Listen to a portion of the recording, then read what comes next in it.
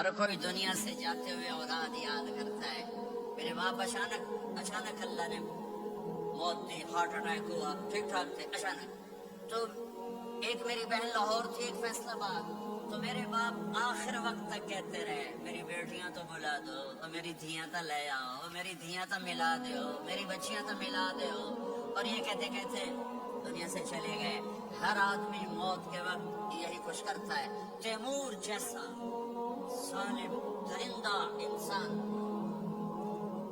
اطرار Turkestan کے شہر میں موت نے جھٹکا دیا تو کہنے لگا کوئی پیر محمد سے ملا دیتا، پیر محمد اس کا بیٹا تھا، کوئی پیر محمد سے ملا دیتا۔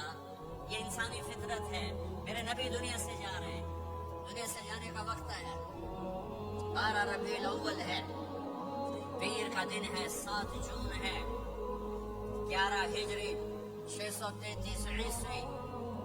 جبریل نے آ کے صبح آپ نے ساری بیگمات کو بلایا، رخصت فرمایا، ملاقات کی، بیٹے کو بلایا، کان میں کہا میں جا رہا ہوں، وہ رونے لگی، رو نہیں، سب سے پہلے تیری میری ملاقات ہو گئی۔ 6 ماہ بعد بیٹی بھی پہنچ گئی باپ کے پاس، پھر داماد کو بلایا، ان کو ان کا سر اپنی گود میں رکھا، کمر پہ ہاتھ پھیرا، دعا دی، رخصت فرمایا۔ آخر میں اپنی آنکھوں کی ٹھنڈک کو بلایا، کون؟ حسن اور حسین، کہ میری آنکھوں کی ٹھنڈک حسن اور حسین، میرے جنت کے پھول حسن اور حسین۔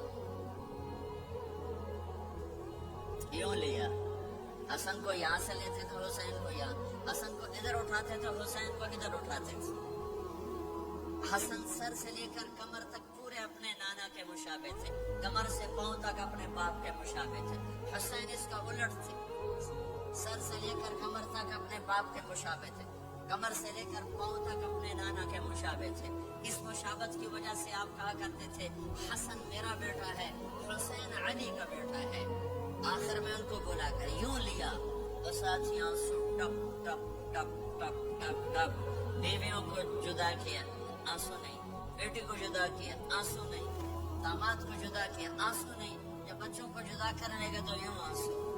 ایک کو زہر میں تڑپتے دیکھا، ایک کا کٹا سر نیزے پہ چڑھتے دیکھا، تو آنسو رک نہیں سکے، دعا نہیں کی، ہاتھ نہیں اٹھائے، اللہ کی تقدیر کے سپرد کر دیا، اولاد کو ذبح ہونے کے لیے تیار کر دیا کہ کل میری امت اولاد کے پیچھے جھوٹ نہ بولے، رشوت نہ لے، حرام کاروبار نہ چلائے، دھوکہ نہ دے، فراڈ نہ کرے، بچوں کو کہاں سے کھلائیں، بچوں کو کہاں سے پلائیں، کہ یہ میرا حسین کا سر پٹ کے نیزے پر چڑھا ہوا ہے۔ کچھ نہیں بولے جب سب چلے گئے تو جبریل آ گئے۔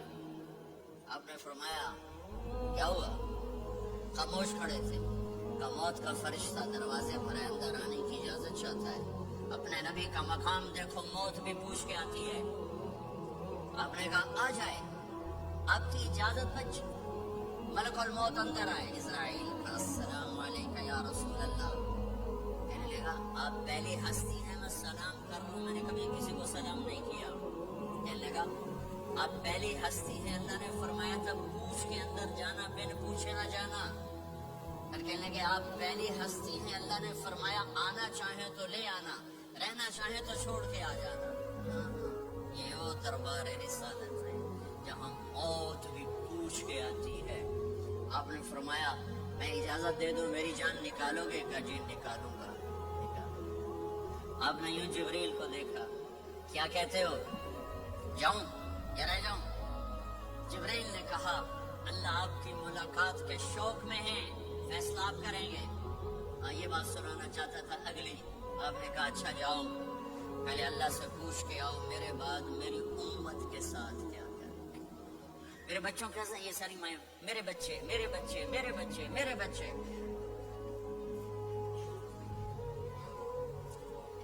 میرے نبی کو تو پتا تھا کہ یہ تڑپ تڑپ کے ایک زہر میں جائے گا اور ایک کا سر کٹ کے نیزے پہ چڑھے گا، کیوں نہیں ان کے لیے ہاتھ اٹھائے؟